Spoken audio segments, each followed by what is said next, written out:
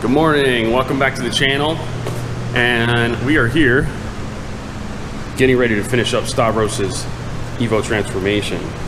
If you haven't followed this build yet, I highly recommend that you go back into our channel, look up the playlist that's dedicated to it, because we have gone through this entire vehicle and set it up for success to be streetable as well as a deadly drag car. So before we get started today, I want to make a quick PSA just to set the record straight on something. As many of you know, I am strategic partners with a handful of brands, and I always try to set up my customers for success. But not in all cases am I able to do that, because in some instances, there are things that have already been in play before I might have been involved. And this happens to be one of those scenarios.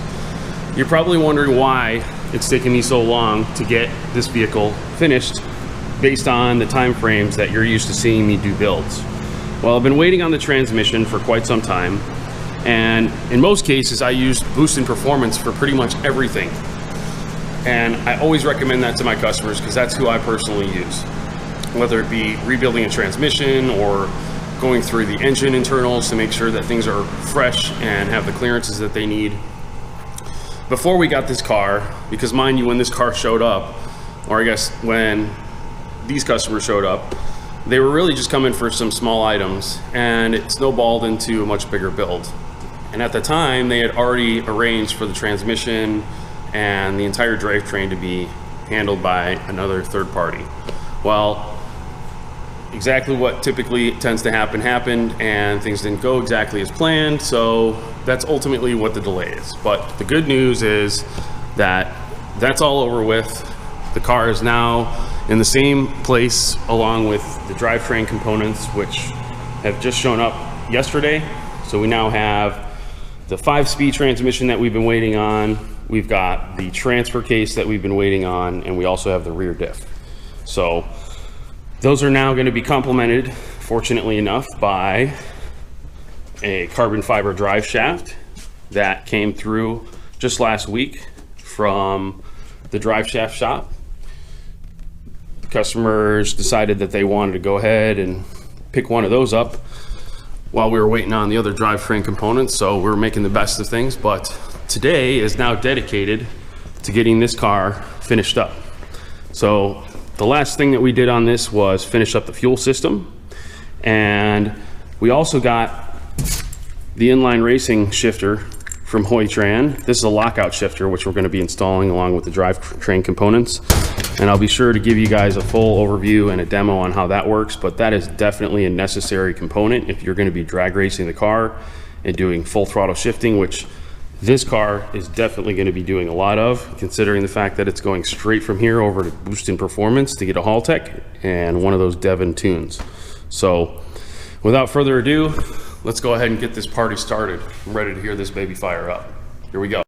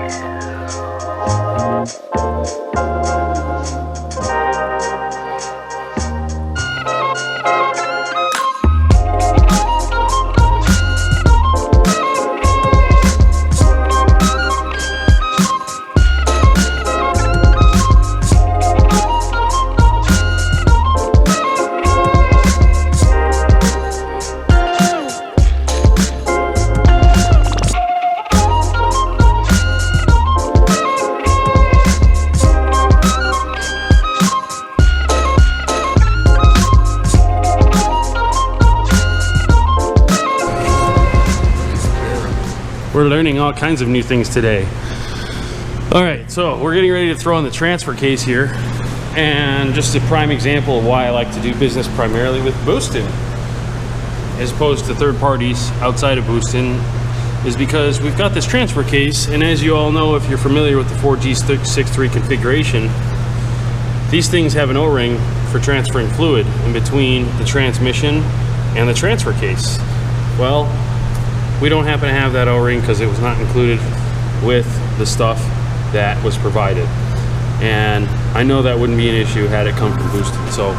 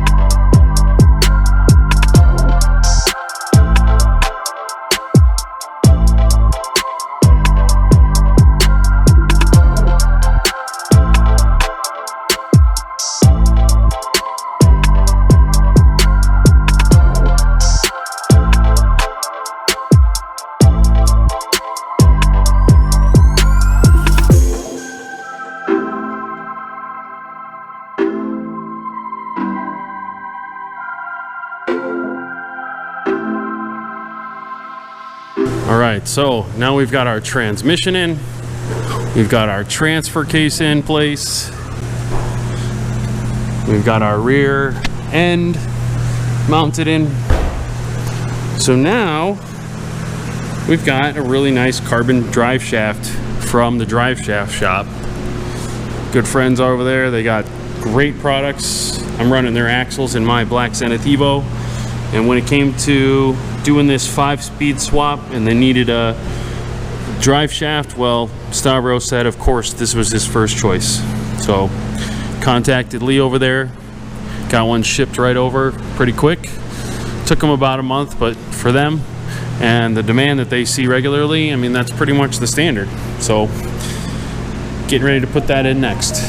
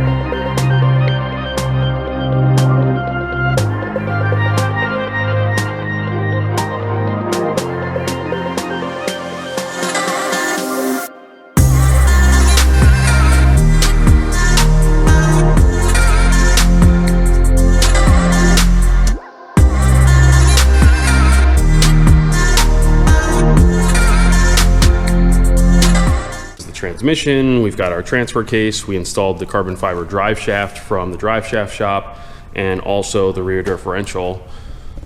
I have not yet installed the axles.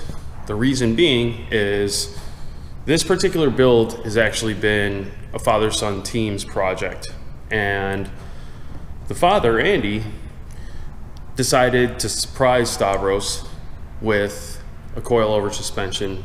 Matter of fact, it's the drag spec coilover suspension from STM, the same one that I have on my black Zenith Evo, and he doesn't know yet that they are going to be on the vehicle when he picks it up. So I'm holding off on doing the axles at the same time as I do the suspension, just because I'm going to be in that area and messing around with the axles, so I may as well deal with the suspension at that time. So aside from that, the drivetrain is assembled.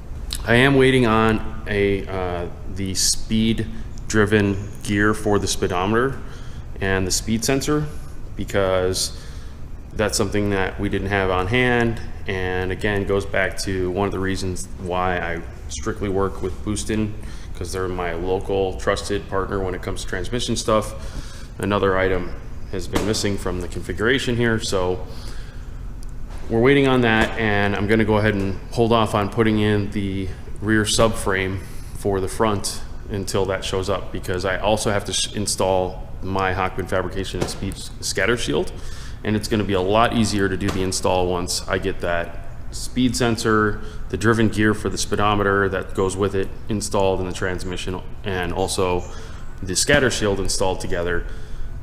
It'll be way easier, like I said, without having that subframe in the way. So in the short term, I want to go ahead and move forward on installing the next piece of the puzzle for the drivetrain, which, seeing it, you may or may not already be familiar with. But this is the inline racing lockout shifter offered by my buddy Hochman. This particular shifter is badass.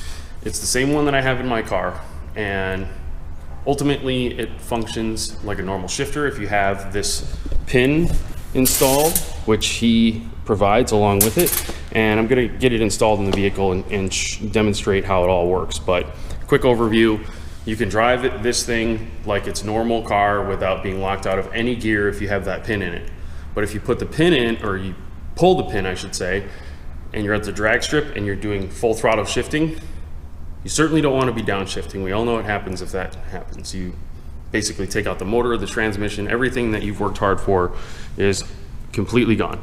So with that being said, as soon as you pull that pin, as you shift up, meaning 1 to 2, it locks you out of 1.